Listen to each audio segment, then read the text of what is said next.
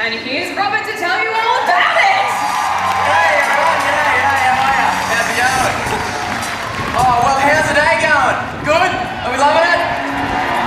Good stuff. Well, thanks so much for being here. Today, myself and Nero are going to be teaching you everything you need to know about crocs, and more specifically how to stay safe in crocodile territory. As Australians, we do share territory with crocs, anywhere up north, from WA all the way across to Queensland. And have a look at Charlie coming out. Now we're going to be using Charlie to show you what not to do. Basically, the biggest rule is this: you never, ever want to enter the water with a crocodile. It seems pretty self-explanatory, but crocs, you don't necessarily see them.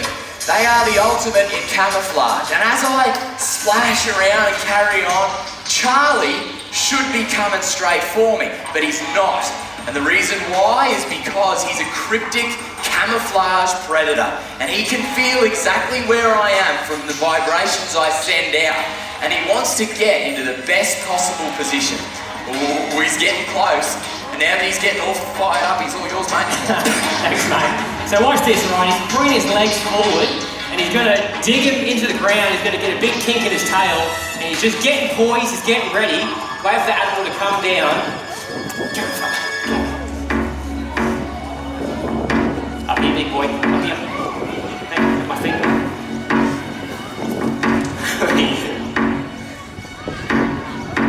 How good is that, mate?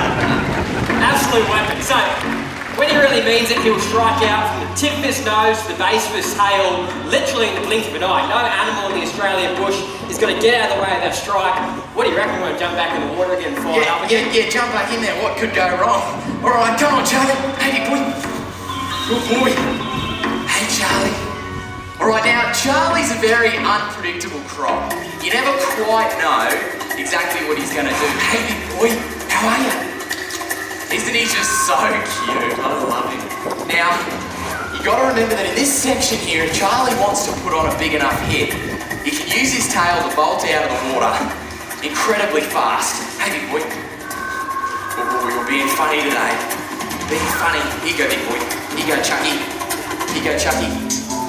Whoa, good hit. Give it up for him. Hey, what a legend.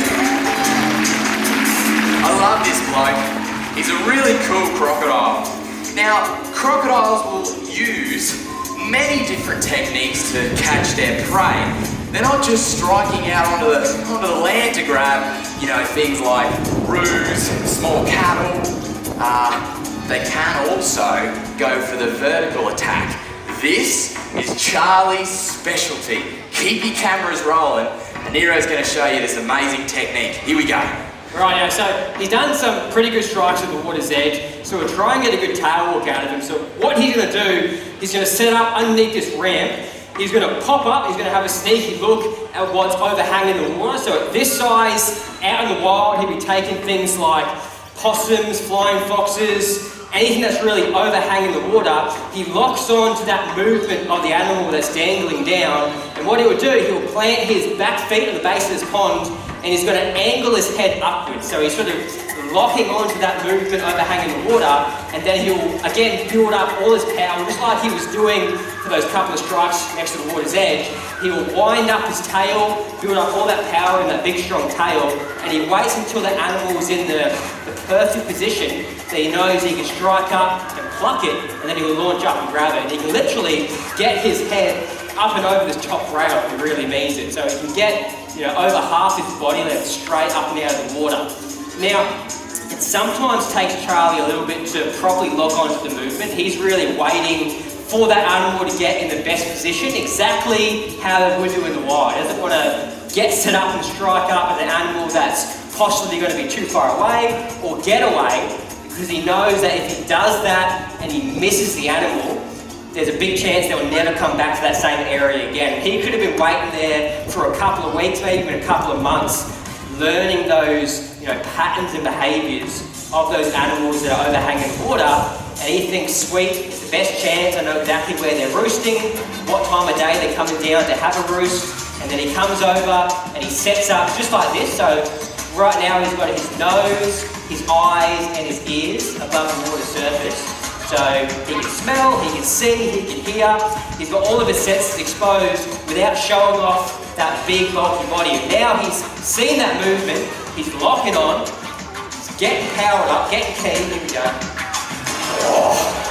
Launches up, grabs the food, pulls it in, it's all over. So we'll try one more up here. So people have been taken by this towel walk method in the past. You know, they've climbed out over these amazing sort of low-lying melaleuca trees that grow directly out of the river system, and they look like perfect spots to climb out and dampen your legs down, maybe get a better spot to have a fish, maybe watch the sunset over the water, but it could be the exact spot that one of those flying foxes or one of those possums has been coming out on, and that crocodile might have been waiting there for a couple of weeks for the best chance to grab that animal, and all of a sudden this person climbs out, this big hunk of meat, this easy feed, and he thinks, sweet, awesome, and he comes over and gets set up. So you've got to be croc-wise around those areas and understand that the croc can do this really easily. So he's doing this from as soon as he hatches out of his egg. You can imagine he looks exactly the same as this, but he's super tiny, he's about 15 centimeters long, so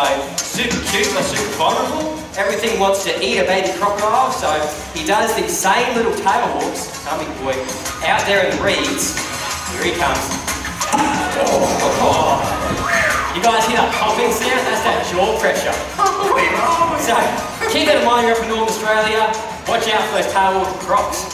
Oh, that was crazy. So good, eh? My legs hurt after that. Isn't that just awesome? How cool is that? The power of the crocodile is just, I mean, it's beyond immense. It's hard to even fathom. They are probably pound for pound the most powerful predator in the entire world. And that means our job is simple. Stay out of their way.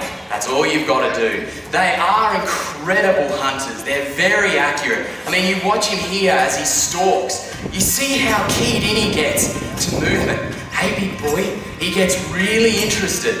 And this is the danger zone. From there, the water, to about here.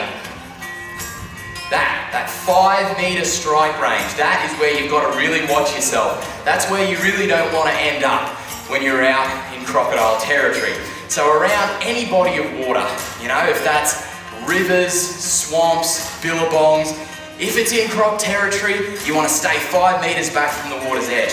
And then it's common sense. You don't want to go swimming in croc water. You don't want to overhang the surface of the water. You just got to follow these very simple rules of basically avoiding their territory, and you'll never come into any sort of conflict with a croc, because crocs are just doing what they've been doing for millions of years. They're not some crazy, evil, ugly monster running around eating people. That's just not it. They are a beautiful, important animal. And if we keep ourselves safe around crocs by being wise in crocodile territory, we will also help protect the crocodile. Look, he's gone back for his little piece of food there. Isn't he cute? He's feeling around. There he goes. He got it. Good boy. You're not only protecting yourself when you're safe in croc territory, you're also protecting crocs. Every time someone gets grabbed by a crocodile, what do you hear on the news? Let's go out and cull the crocs. That's a terrible way of thinking, and it should be a thing of the past, because crocodiles are intrinsically linked and so important in our beautiful northern waterways. Incredibly important. And you can see the difference. Now watch what happens here. When I get Charlie keen on a big strike, watch what he does here. Watch what he does. Ready? Hey, boy. Hey, Charlie. Whoa. That was a solid strike. But once he gets his food, look at the difference here. I can sit down right in front of his face and he doesn't care. I could even lay down right now I can lay down right in front of him. Now that he's coming that way. But you see how I'm just chilling out here and he just doesn't care. But when I approach his water, you can just see how keen he is. And he's not particularly striking out for food. He's striking out. COVID, it's all good. He's striking out because it's fun, because he loves it, and because he feels like he wants to defend his territory. The difference between a croc here, have a look at how keen he is, have a look, to back here is just night and day. It really is night and day. And together, in keeping ourselves safe, we can preserve the crocodile. We can keep them for the generations to come. Because if we have a healthy population of this, the apex predator, the roof of the house, every other organism underneath them on the ladder will thrive. So it's our job. Let's be a little bit more safe. Let's have a little bit more appreciation for these animals, and hopefully we've got them around forever. Because above anything, here at Australia Zoo, mate, we are so keen in continuing the legacy of that bloke up there, my dad. He had an affinity with crocodiles, an affinity with wildlife like no one else on the planet. He rescued Charlie. When Charlie moved here to Australia Zoo, it was the first time he ever felt grass under his feet. And this was Dad's passion, education and conservation. And thanks to you guys, through myself and through my family, I mean the Airwood family and our Karki crew, our entire Australia Zoo crew of 400 strong, we are here to take up his mission and make sure it lives. And it's thanks to you guys that it continues. Thank you very much. Enjoy the rest of your day, and remember, Crocs rule! See you later. Thank you.